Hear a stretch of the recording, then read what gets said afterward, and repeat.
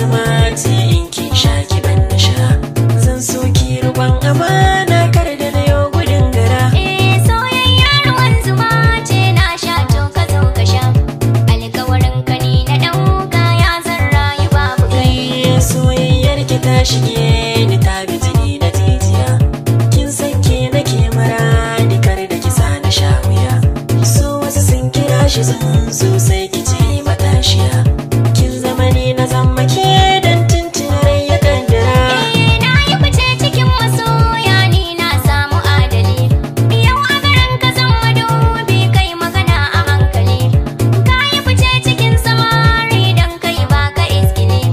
Kamshi na jiki na shaki masoyi kar ka kau da kai. Duk a cikin su mata ke kika dace dai ta yi wasu. Sirina na bayyana miki na kiki ban biyo kaso. Zan so mun rufe wa juna samsam kar mu fallaso.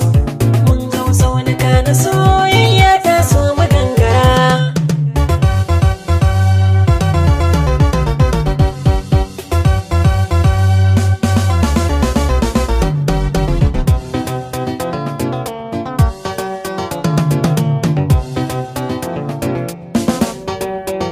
Soyayya ruwan zuma ce in kin sha ki ban na sha.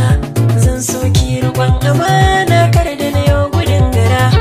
In na rayu babu kai mene riba ta zuciya. Kai dai na rike masoyi ba na yi maka kishiya.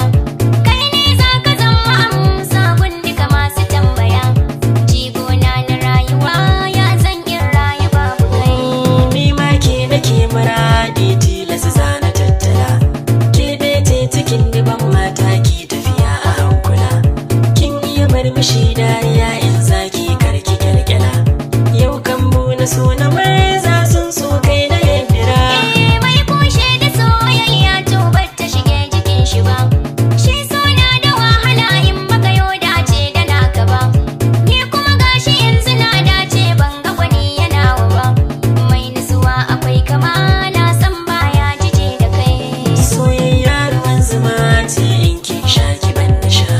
Zan so ki riƙon amana